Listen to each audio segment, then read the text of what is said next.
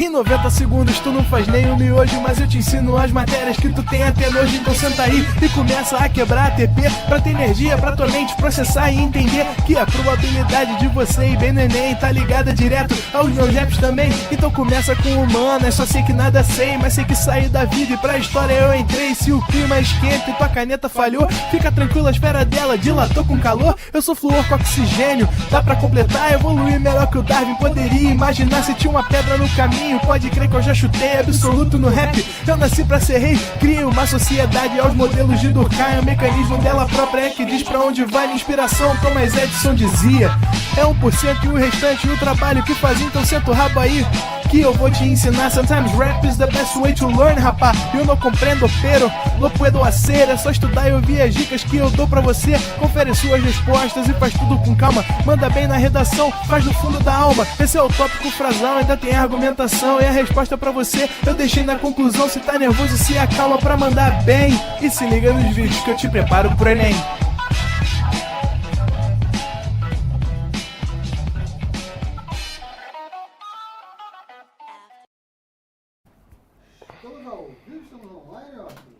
Salve galera do Pro Enem, pedindo bênçãos, entidades do tempo, para falar com vocês hoje sobre o fim, né? Acabou a matéria, galera. Nossa última aula teórica, daqui pra frente serão revisões, exercícios, revisões. Mas tá chegando o momento, galera, e é isso. Vamos terminar. Agora é a reta final.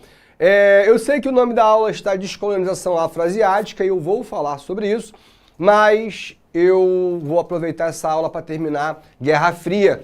Falamos na semana passada sobre a Guerra do Vietnã, falamos sobre a vitória do Vietnã, a consolidação do socialismo e essa nova reação dos americanos a partir do final da Guerra do Vietnã e passando esse combate, essa postura mais bélica para o último presidente dos Estados Unidos, um cara chamado Ronald Reagan, ok? E aí, cara, para começar a falar sobre o fim da Guerra Fria, a gente tem que começar a falar sobre isso aqui. E aí eu quero que vocês prestem bastante atenção, galera, tá? Bastante atenção, porque é o seguinte, um ano antes da Revolução, aliás, da Guerra, aconteceu uma revolução no Afeganistão. E o Afeganistão virou uma república, mas uma república socialista. É isso mesmo, o grupo que dominou o poder, o grupo que conquistou o Estado, era de orientação socialista. Quem, obviamente, vai aproveitar que existe no Oriente Médio um país socialista e vai se aproximar? A União Soviética, pô. A União Soviética fala: Afeganistão, tá precisando de que aí, irmão? Pô, aqui eu vou te ajudar com tudo, tecnologia, tinta, ferro, vidro. E tudo tem uma coisa maravilhosa por aí, né? Chamada petróleo.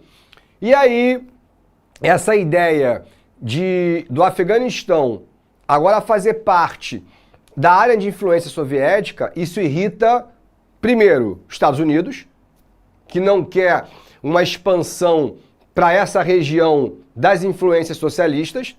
Segundo, Israel, que é o parceiro americano dentro do Oriente Médio, e a Arábia Saudita, que também é uma parceira americana dentro do Oriente Médio, mesmo sendo árabe.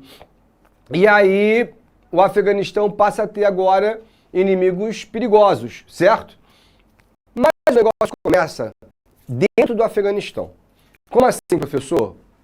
Um grupo chamado Mujahidins, olha o nome dos caras, que é essa galera aqui, todo mundo árabe, todo mundo islâmico, e esses caras falam assim: pô, mano, a gente está sendo governado por um governo amigo de comunista. E os comunistas não acreditam em religião. Para o islâmico, isso é até pior do que você ser cristão, tá ligado? Pô, o cara que não acredita em Deus é um cara que é um infiel na terra. E aí começa uma guerra civil. Afegão, mujahidin islâmico, lutando contra afegão socialista sem religião. E aí a União Soviética vai fazer o quê? Vai intervir, vai enviar uma quantidade bizarra de helicópteros de guerra para combater uma galera que vive nas montanhas. Para o mundo inteiro seria uma guerra rápida, fácil. Afinal, como é que o pobre Afeganistão iria conseguir segurar a gigantesca União Soviética, certo? Bom, para tudo tem um jeito. E aí é o seguinte, cara, lá da Arábia Saudita me sai Osama Bin Laden. Ah, qual é, professor? É ele mesmo, olha lá. Bin Laden, já ali em 1981, largou as esposas, os filhos, o palácio que ele vivia, que ele era um empreiteiro que tinha uma fortuna de quase 300 milhões de dólares, e ele falou, ó, tô largando toda a minha vida, meu dinheiro, minha fortuna, minha família, em nome de Alá, para lutar contra os comunistas do Afeganistão. Ele sai da Arábia Saudita e vai lá pro Afeganistão, e vai lutar no deserto, um cara bilionário, aliás, milionário, lutando dentro da parada e organizando essa revolução contra os socialistas. O Bin Laden, ele convoca a jihad, a Guerra Santa, e ele começa a virar para o mundo árabe um heróizão, um cara que tá lutando em nome de Alá contra os comunistas no Afeganistão, Um belo dia, Bin Laden dá um presente pra galera. Falou, olha só, pessoal, eu recebi aqui uma coisinha que vai ajudar muita gente nessa guerra, que é um lança-míssil, pô. Pra derrubar o quê? Helicóptero soviético. Ainda vem com sensor de calor. Facinho, qualquer criança fala, explode a parada. Da onde o Bin Laden arrumou isso? Não foi da Arábia Saudita, né, galera? Isso aqui, ó, é um antiaéreo americano. Ah, professor, então você está me falando que o Bin Laden recebeu dos Estados Unidos armamento para lutar contra os soviéticos? É, pô. Existia uma relação de proximidade dos americanos com a família Bin Laden, especialmente da CIA com o próprio Osama. E essa amizade vai durar toda a guerra do Afeganistão. Estima-se hoje que os Estados Unidos da América tenham gastado $1 bilhão dando armamento para os mujahidins, ó, explodirem os helicópteros soviéticos. E aí a guerra 79, 80, 81, 82, e tu percebe que a guerra não vai ser rápida, não vai ser fácil, e por isso ela ganha um apelido, o Vietnã Soviético. Como assim o Vietnã Soviético? Eles foram lá combater os mujahidins e não estão conseguindo. Igual os americanos foram lá combater os vietnamitas e também não conseguiram. Bom, pessoal, e esses são os dois últimos líderes. O senhor Gorbachev, que vai falecer ano passado, com 91 anos, e Ronald Reagan, que é o pai político do Donald Trump. Inclusive o Trump já era um empresário muito rico, apresentador de TV, e foi cabo eleitoral do Reagan. O assessor do Trump, no governo Trump, foi o assessor do Reagan. O Trump aqui era novinho, mas já um homem, novinho não, já tinha seus 30 e tantos anos, entenderam a ideia? Nossa, tá vermelho aqui, né, gente? Isso aqui eu tava espremendo uma espinha. Um adolescente como eu, né, cara, às vezes a acne ataca, complicado. Mas o Reagan, cara, ele é o pai político do Donald Trump porque ele defende tudo que o Trump defende. Ele é xenofóbico, ele é conservador, ele é anticomunista, ele é aquele cara pela moral e dos bons costumes, vai todo domingo com a sua esposa para a igreja, mas é um cara bélico, é um cara que odeia o socialismo e que vai apertar as relações da Guerra Fria em uma política de intimidamento militar que foi apelidado na época de Projeto Guerra nas Estrelas. Professor, tem alguma coisa a ver com o filme Star Wars? Tem. O filme foi lançado em 77, o Reagan vai ser eleito em 79. E aí, como ele estava fazendo uma porrada de míssil, torpedo, caça, essa política de armamentista do Reagan, ganha o apelido de Projeto Guerra nas Estrelas. E de fato, meu irmão, cara, na União Soviética, um piloto soviético fugiu e pegou o caça mais foda do mundo, que era o MiG, e foi pro Japão. O cara, para não ser detectado, ele sobrevoou o oceano a 2 metros da asa, meu irmão. Se faz um negócio assim, a asa acabou. E aí chegou no Japão, pousou o troço, o japonês disse, ele falou, ó, sou desertor, abandonei a União Soviética. O Reagan mandou buscar o MiG lá no Japão, desmontou ele inteirinho e fez um caça brabo pra cacete chamado Blackbird. Pra quem não conhece, lembra muito o avião do X-Men, do Professor Xavier, aquele avião preto, tá ligado? E é um avião feito de carbono que não reflete onda de rádio, ou seja, é um avião de espionagem. Cara, o Reagan, ele vai financiar Los Contras. Houve uma revolução socialista na Nicarágua, chamada Revolução Sandinista, e ele vai através do Irã que é um inimigo histórico, que tinha atacado a embaixada americana na Revolução Iraniana alguns anos anteriores, para que o Irã passasse arma para esses caras contra o socialismo na América. Isso foi descoberto, foi um escândalo danado. Boicotou as Olimpíadas de Moscou, espionou a União Soviética, invadiu a ilha de Granada e derrubou um líder socialista chamado Bishop. Ou seja, o Reagan é o cara que vem pra quê? Falou assim, eu vim pra ganhar a guerra, meu irmão. Eu vim aqui pra acabar com essa palhaçada. E mal ele sabia que todo esse esforço já não era mais tão necessário assim. Porque o senhor Mikhail Gorbachev vai modificar as relações do mundo inteiro com apenas duas palavrinhas. A perestroika e a glasnost. Ó, perestroika, abertura econômica. Glasnost, abertura política. O que está acontecendo? O barco da União Soviética está afundando. E agora vamos analisar direitinho quais foram os principais motivos para isso acontecer. Então, assim, primeiro, galera, o modelo socialista, ele é um modelo que o Estado é o centro de tudo. E o Estado ele tem que garantir absolutamente tudo. Então chega uma hora que fica difícil, cara. Porque um Estado tão grande quanto o Estado soviético, ele não vai conseguir garantir em tempo hábil tudo aquilo que é necessário. Vou dar um exemplo. Dentro de um sistema capitalista, se você chega numa zona rural e de repente você faz ali um shopping center, um parque aquático e aquilo ali vira um centro, daqui a pouco começa milhares de carros a circular por ali. Milhares de carros circulando todo dia ali, surge posto de gasolina, surge loja de auto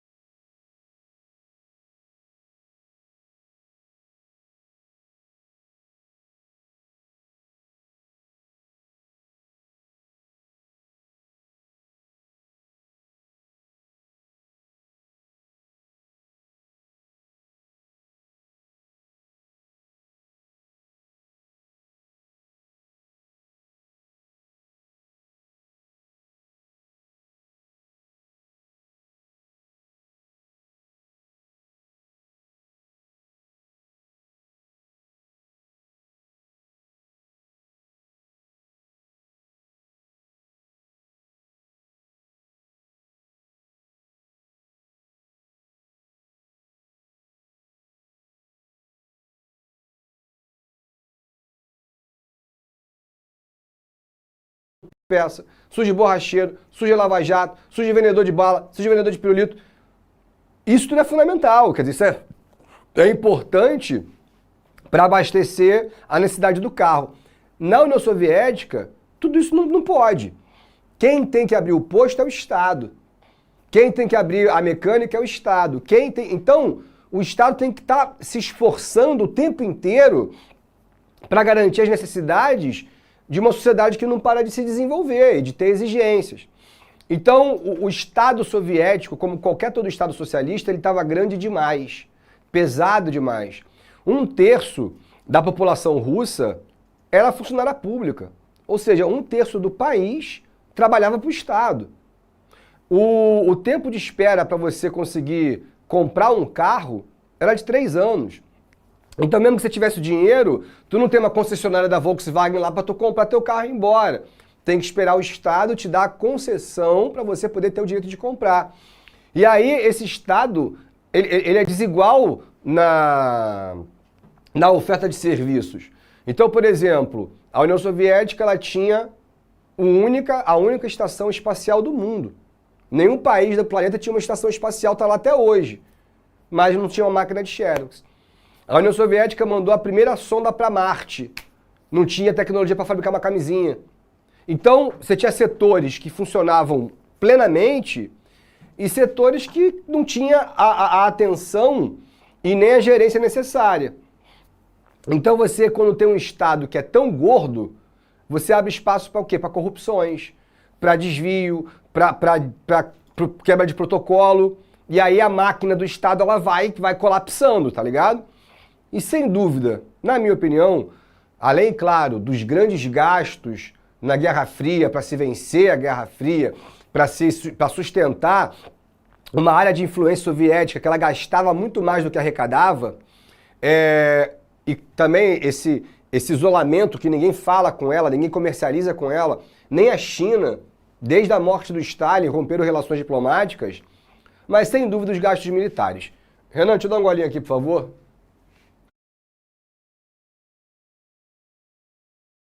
Obrigado. Galera, imagina o seguinte, a União Soviética, ela se preparou 40 anos para uma guerra que não aconteceu. 40 anos fazendo ar. Para você ter uma ideia, o Brasil possuía, na década de 80, 5 submarinos de guerra circulando no nosso litoral. A União Soviética tinha 720. Desses 720, 300 nunca foram usados. 300 submarinos de guerra. Sabe quantos bilhões isso custa? Intactos. Só em território russo, o armazenamento de Kalashnikov, a K-47, o fuzil mais importante da União Soviética, era para mais de 80 milhões. Você podia botar uma arma na mão de metade da América Latina. E para quem? Para nada. Aí tu fala, professor, mas pô, os americanos também, mas qual é a grande diferença? A indústria americana mais lucrativa, mais do que cerveja, cigarro, é a indústria armamentista, cara, até hoje. Os americanos, eles precisam que as guerras continuem acontecendo para eles continuarem vendendo armas. Como eles estão fazendo nesse exato momento para quem? Para Israel. Eu indico muito um filme chamado O Senhor das Armas. É uma história real, baseada em fatos reais, mas existiu esse cara também, é de verdade, um ucraniano, um traficante, que quando houve a abertura econômica, traficante de arma, tá? O que ele fez? Ele foi lá na União Soviética, como ele era ucraniano, ele conseguiu ter acesso, e ele começou a comprar arma da União Soviética e começou a vender para o mundo inteiro, mano. Começou a vender para as guerras civis da África, para a luta de independência dos países asiáticos, para o tráfico de drogas do Rio de Janeiro. É na década de 80 que o Comando Vermelho tomou conta de metade da cidade com a AK-47. Foi mês passado, morreu um policial civil no Jacarezinho com um tiro de AK-47. Como é que uma porra de uma arma feita na Rússia chega na mão do moleque de 15 anos da favela? Traficante de arma. E aí quando ele foi preso, essa cena do filme eu acho a melhor do filme, ele tá aqui parado, e vê um cara da Interpol, né? E aí fala o seguinte, pô cara, te peguei, tu tá ferrado, não sei o que. Ele falou, eu tô ferrado? Ele falou assim, pô, eu vou ser solto daqui a, no máximo, 20 minutos. Ele falou, que solto, cara. Eu tenho material para te levar pro tribunal dos próximos 10 anos. E você vai ser condenado a umas 15 vidas. Você não vai ser solto. Aí ele pegou o jornal e falou, deixa eu te explicar uma coisa. Tá vendo essa guerra aqui? Esse ditador aqui, ó, da Namíbia, é amigo do presidente dos Estados Unidos. E ele compra armamento todo mês com o presidente dos Estados Unidos. O que eu vendo em arma em um ano, o presidente dos Estados Unidos vende em um dia. Ele é o maior traficante de armas do mundo, não eu. Só que pensa o seguinte, se esse ditador vence a guerra e mata os inimigos, ele para de comprar arma de quem? Dos Estados Unidos. Então o inimigo desse cara tem que ter arma também. E é aí que eu entro. Eu faço o serviço sujo para o jogo continuar acontecendo e a Casa Branca continuar ganhando dinheiro. É isso. Mas vamos lá. Gorbachev marcou uma visita, então, em 89 a Pequim. Foi lá visitar a China e para o mundo inteiro aquilo seria o quê? A reunificação do comunismo, a aliança dos dois socialistas. A China estava bem, em progresso econômico para virar o que ela é hoje. Por quê? Porque lá em 73 ela tinha feito as 4 modernizações. Ela tinha feito a sua perestroika, entenderam? E aí o Gorbachev marcou a visita, a imprensa mundial foi para lá. Quando a imprensa mundial chega, fica todo mundo aqui em frente à sede do Partido Comunista, na Praça Celestial, e os estudantes começaram a fazer uma manifestação, com cartazes na mão, queremos a glasnost, queremos a glasnost, queremos a glasnost. Por que eles não estão pedindo a perestroika? Porque a abertura econômica eles já têm. O que eles querem é escolher o prefeito, é votar para presidente, é ter liberdade curricular, ter liberdade de imprensa, ter contato com informação do Ocidente. Então, em qualquer outra situação normal, o Deng Xiaoping, que era o líder na época, teria massacrado os estudantes. Mas ia ficar muito feio ele fazer isso na frente da imprensa, concorda? BBC, New York Times. Então ele não fez nada. Só que aí, mano, a gente está na China, né? Na China, 50 mil virou 1 milhão, filho.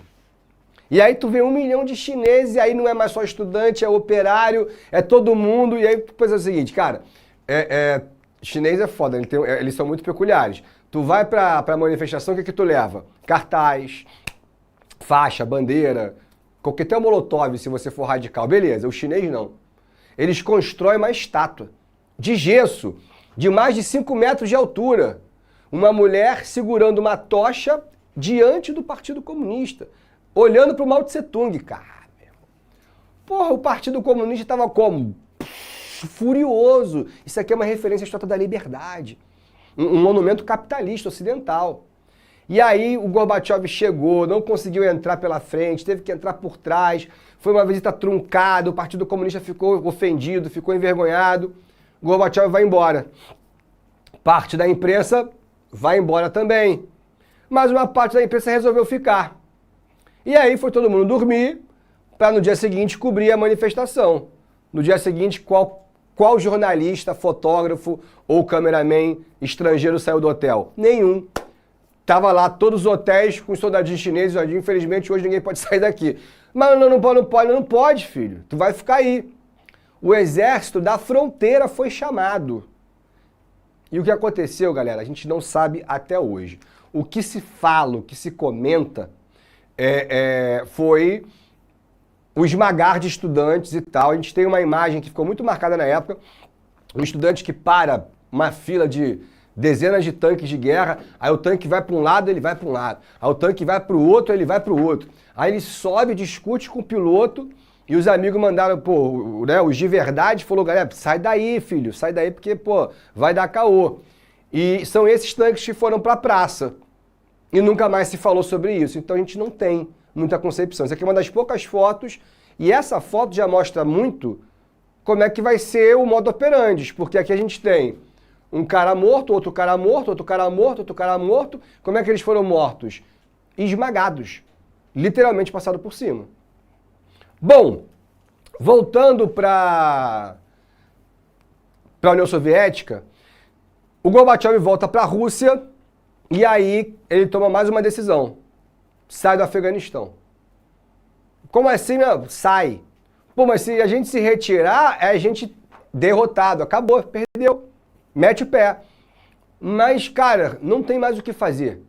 Manda trazer nossos homens de volta. E assim foi feito. É aí que eu quero falar um pouquinho com vocês sobre o seguinte. Deixa eu dar mais um gole aqui, Renan, por favor. Quando a guerra do Afeganistão acaba, quem vira herói do mundo árabe? O Bin Laden. Volta para a Arábia Saudita, é recebido pelo rei, pela rainha, pelo príncipe. Galera comendo, deu banquete pra ele e tal, não sei o que lá. E ele volta tipo assim, lutei por Alá, convoquei a jihad e venci. E venci uma superpotência. E o mundo inteiro estava felizão com ele. Acontece o seguinte, o Bin Laden não vai parar por aí. E ele tinha fundado, um ano antes da guerra acabar, uma tal de Al-Qaeda, em árabe, a base. Uma facção, uma organização política árabe defensora do islamismo. Saídos comunistas do Oriente Médio, o próximo alvo do Bin Laden agora é quem? Os judeus. Ué, também não são islâmicos, estão matando palestino, estão fazendo o que no Oriente Médio? Aqui é lugar de árabe, pá. E aí as declarações do Bin Laden começam a incomodar os Estados Unidos. Os americanos falam assim, ó, manda esse cara parar aí, Arábia Saudita. Ele tá incomodando demais, tá falando besteira demais. E a gente vai entrando na década de 90, beleza? Eu tô falando só do Bin Laden. Chega um momento que o Bin Laden fala, é isso mesmo, eu quero que Israel se exploda e que os Estados Unidos se explodam também.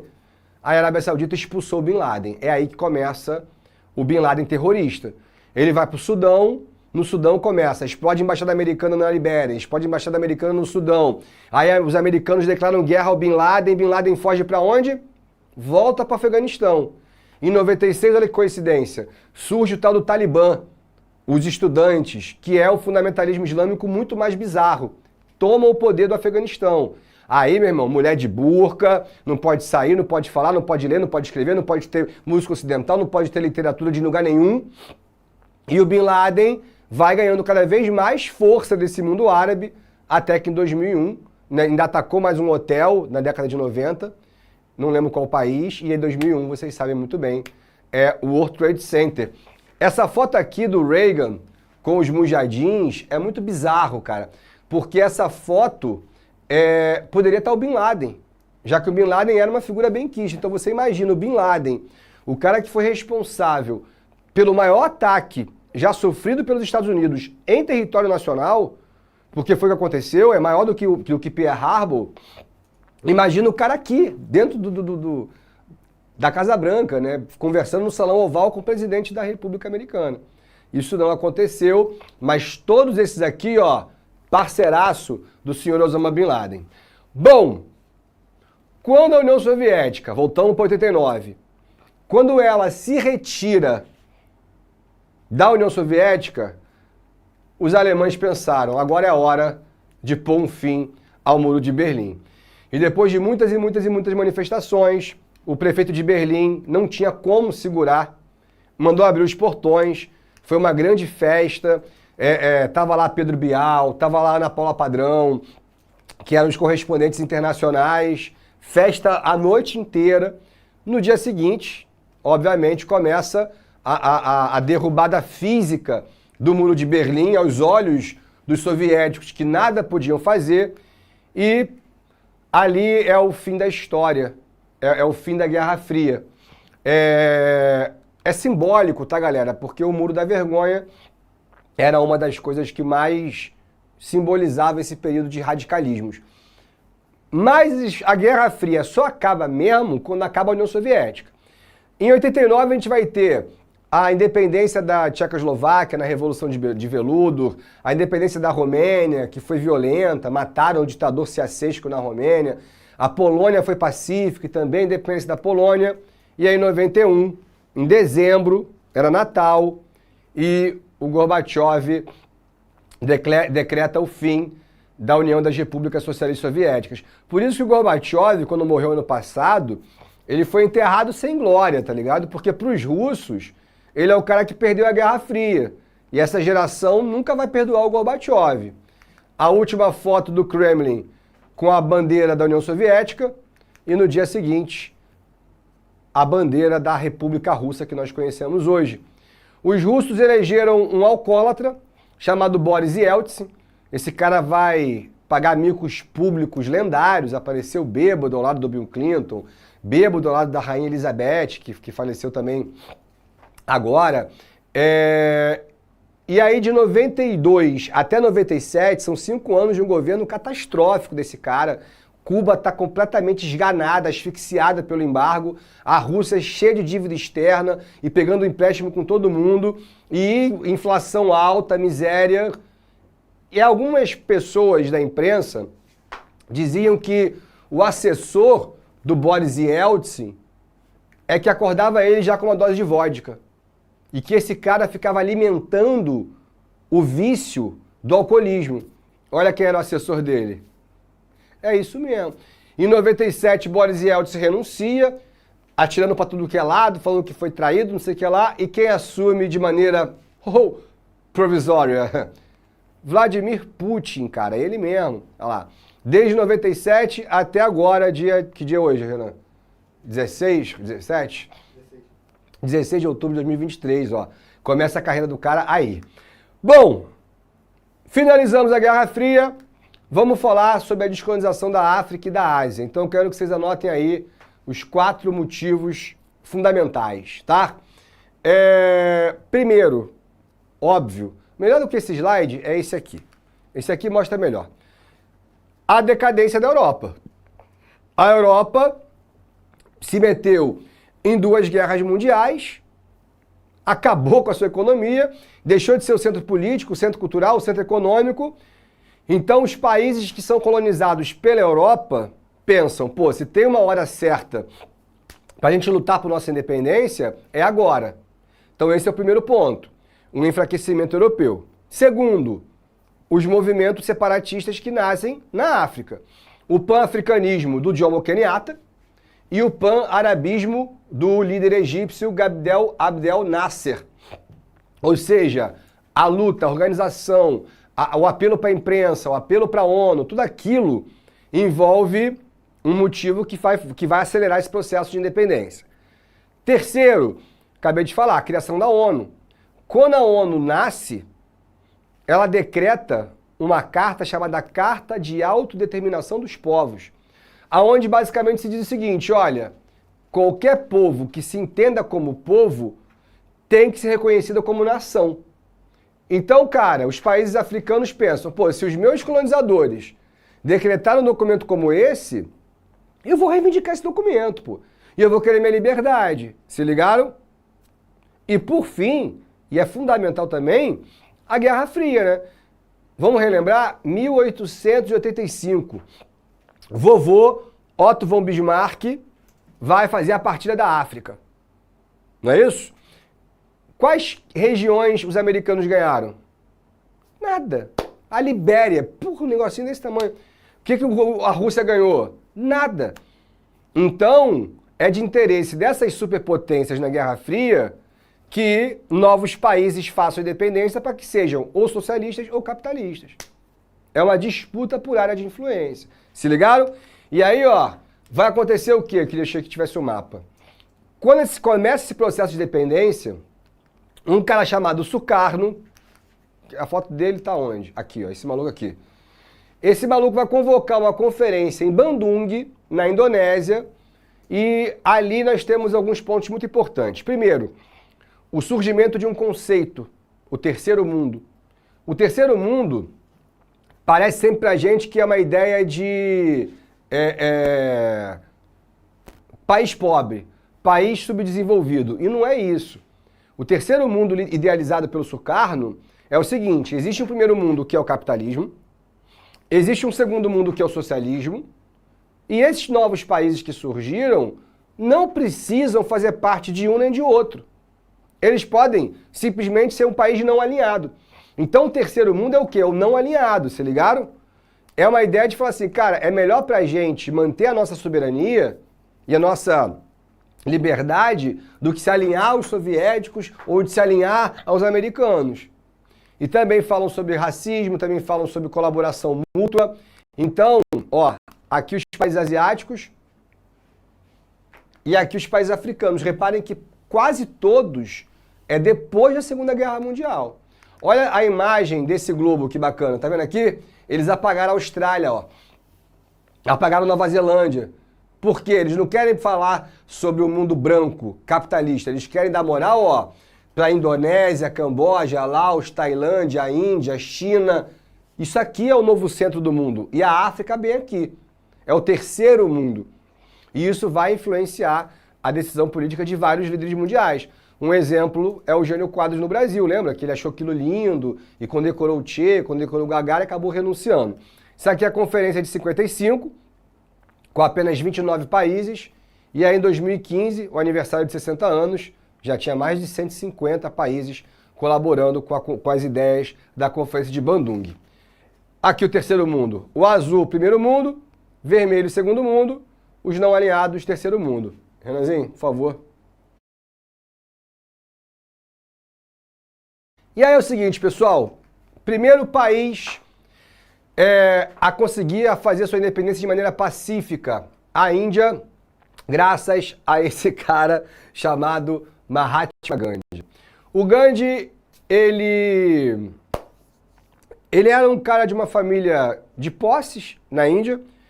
Ele estudou numa universidade inglesa, era formado em Direito, e quando ele voltou para a Índia, ele foi de navio, e ele parou na África do Sul.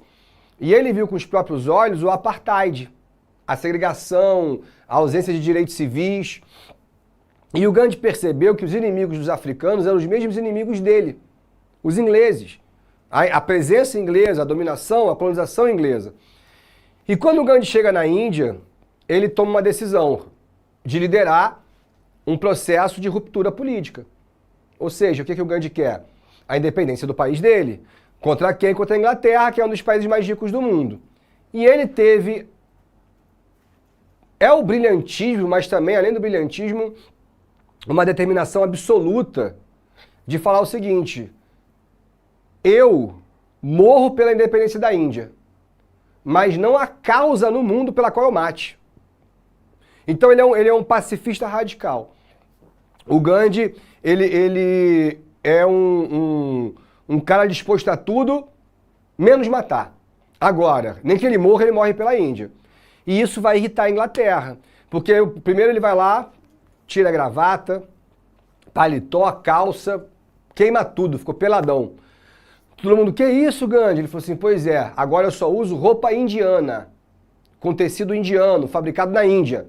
E aí ele começa só a vestir aquela roupinha branca e todo mundo boicota o tecido inglês. Aí ele vai e faz a Marcha do Sal, caminha não sei quantos quilômetros. No meio do caminho eles foram espancados, e ao não reagir, o agressor começa a ficar incomodado. E aí no final eles iam pegando os caras machucados e terminavam. Ele foi preso. Quando ele foi preso, a porrada comeu na Índia. Ele foi à rádio e falou, olha, se vocês apelarem para a violência, me esquece. Se apelar para a violência, eu não faço mais parte desse processo. Aí a galera, parou de brigar por causa do Gandhi. E ele dava entrevista para a BBC, dava entrevista para o mundo inteiro. Ficou feio para a Inglaterra. A violência contra os indianos, as greves, a tentativa de surdez. E aí, em 47, a Inglaterra reconhece a independência. Bom, o que foi muito comemorado pelo Gandhi, não sabia ainda o Gandhi que tinha agora uma etapa muito mais difícil, por incrível que pareça, que era tentar conter o ódio existente entre duas religiões, os hindus e os muçulmanos. E aí o líder Nehru, que é esse cara aqui, o Gandhi era o líder religioso, tal, mas quem falava de política era o Nehru. Esse cara falou, então vamos fazer o seguinte, fez um acordo com o líder muçulmano Ali Jinnah e criou o Estado do Paquistão. Quem for muçulmano vai para o norte, quem for hindu vem para o sul. E aí ele separou fisicamente os dois povos. E para o Gandhi aquilo foi, mortal, assim, tipo, cara, a gente não precisava se dividir, a gente pode ver todo mundo com religiões diferentes e tal. E a transição da galera que estava indo para o Paquistão e a galera que estava vindo para a Índia, quando eles se encontravam, o que eles faziam? Começaram a entrar em guerra. Ah, meu irmão, lá não existe, a Hare Krishna aqui não existe, e a porrada comia, cara, e morreram milhares de pessoas. O Gandhi começou a fazer uma greve de fome. E ele falou o seguinte, eu só volto a comer quando o conflito parar. avisa para cada um deles que eles estão colaborando com a minha morte. Gandhi ficou quase 10 dias sem comer, filho. Já tava trocando ideia com o Hare Krishna quando alguém chegou e falou, Gandhi, deu certo. Eles pararam de brigar. Por você. E aí deram uma colherinha para ele de água, ele foi comendo uma sopinha, quando ele melhorou, aí ele foi falar com seus seguidores, falar, pô galera, que bom, tá tudo em paz, pô, mandaram bem. Aí, é muito bizarro. Me vem um hindu, ou seja, da religião dele, bitolado da cabeça, falou que não tinha que ter conversa com o islâmico, que tinha que exterminar o islâmico, que deu 3 tiros no peito do Gandhi. Matou um dos grandes, ganharia facilmente o Nobel da Paz, mas Mahatma foi impedido por um assassino covarde. Esse é o Nehru, a bandeira da Índia, a imigração, e hoje em dia a fronteira do Paquistão com a Índia é uma das mais militarizadas do mundo. É tipo Coreia, Gaza, e é bizarro que você consegue ver do espaço. Olha essa foto. Aqui, ó, a Índia e o Paquistão. Então tu vê que são irmãos que lutaram juntos pela independência e que depois se mataram juntos por religiões diferentes. E para finalizar, vamos falar do Mandela e da África do Sul. Esse aqui é o enterro do Gandhi, né? O Mandela é o seguinte, galera, ele começa a luta pela independência da Índia, e na verdade, esquece isso. A África do Sul, desculpa, ela faz sua independência liderada pela elite branca. Então, os descendentes dos ingleses, todo mundo lá que speak English, vai lá e a Inglaterra reconhece a independência. Imediatamente, essa elite branca vai lá e oficializa o apartheid. Ou seja, falou, não é que a gente é independente que os negros vão votar, vão participar da política, vão ter direito à educação, não. A segregação racial continua. E aí que o Mandela surge, fala, pô, peraí, a gente ficou anos lutando contra os ingleses. Agora que a gente é independente, 90% da população preta do país não tem direito a nada? Não, isso não está certo. E aí o Mandela começa a organizar as primeiras manifestações. O Mandela, isso aqui é o apartheid, a área destinada às pessoas brancas, a toalete destinada às pessoas brancas, às pessoas negras. O apartheid vocês conhecem. E o Mandela, ele era um grande admirador do Gandhi, do pacifismo do Gandhi e tal, não sei o que, babada, desobediência civil, greve. Só que uma das manifestações, totalmente pacífica, eles foram brutalmente massacrados. Até hoje é o Dia Internacional da Consciência Negra. O massacre de Shepherdville deixou 200 feridos e quase 70 mortos. Entre idosos, crianças, homens e mulheres, sem nenhum motivo aparente. Foi uma barbárie, foi uma violência mesmo. Isso aqui é o documento de licença para que o negro andasse numa cidade branca. Isso aqui é a galera fugindo do começo da repressão e aqui a galera apanhando e morrendo mesmo. E aí o Mandela teve uma duração muito curta de radicalismo. Ele ficou tão indignado com o massacre que ele começa a defender a luta armada, mas também rapidamente foi preso. E aí vai ser condenado à prisão perpétua. O Mandela, ele mesmo preso, ele vai conseguir ter um contato com a imprensa internacional, principalmente por conta das cartas que ele escrevia e que ele repassava à sua esposa Winnie. E cara, os sul-africanos faziam várias formas, proibiram ele de escrever, primeiro proibiram ele de mandar carta, depois proibiram ele de ter contato. As visitas tinha um cara que falava, porque ele falava o idioma local com a Winnie, não falava inglês. Aí botaram um branco pra escutar que falava esse idioma e tal, não sei o quê. Pô, morreu, o filho dele morreu num acidente de trânsito. Não deixaram o cara sair da cadeia pra prestar as últimas homenagens ao filho. E a comunidade internacional falava mal do apartheid. O apartheid é ruim, o apartheid não é legal. Pô, África do Sul, para com essa porra aí. Mas também não fazia nada, porque eles tinham medo que o Mandela fosse comunista. Então, só vão falar sobre o fim do apartheid quando acabar a Guerra Fria. Só em 1989, quando cai o Muro de Berlim, aí o Ocidente capitalista fala, opa, ganhamos. Aí a gente vai acabar com o apartheid. E aí fizeram o que deviam ter feito há 30 anos atrás. Sanção econômica, pressão internacional. Frederic de Klerk anuncia o fim do apartheid. O Mandela é solto. Em 1993, ele concorre às eleições e ele vai ser o primeiro presidente negro de um país que 90% da população é negra. A posse do Mandela foi muito aguardada pelo mundo inteiro. Existia um medo generalizado de que o Mandela mandasse galera, morte aos brancos, e a porrada ia comer. Mas ele vai fazer justamente o contrário, por isso ganhou o Nobel da Paz. Ele vai fazer uma transição de conciliação e vai falar com todos os líderes negros, dos mais radicais aos mais pacíficos, que ele daria exemplo pessoal do fim da segregação racial, mas também do fim da vingança. Ele dizia, se a gente matar os brancos, a gente vai jogar o país numa guerra civil que só vai acabar com o nosso país. Então ele vai fazer um ministério, metade negros, metade brancos. O segurança dele, um negro e um branco. Para onde ele vai, ele quer criar essa ideia de que nós somos o mesmo povo. A gente não vai se livrar de 10% do país. Então é melhor entender isso logo e ficar de boa. E o Mandela, que sempre foi um cara que desprezava o rugby, que é um esporte de branco, é um esporte inglês, é um esporte que, não representa a África do Sul, e ele várias vezes mandou vaiar, mandou ir no estádio para torcer contra mesmo, ele vai receber a Copa do Mundo de Rugby e vai fazer uma grande campanha para que dessa vez brancos e negros juntos torcessem para a seleção africana. E o que aconteceu, os caras foram campeões, mano, da Copa do Mundo de Rugby, o que foi uma vitória sensacional, emblemática, e como eu falei para vocês, o que vai dar ao Mandela o Prêmio Nobel da Paz. E é isso, galera. Terminamos a nossa matéria de História Geral. Daqui a pouquinho a gente termina a História do Brasil, mas vamos continuar nos falando. Fui!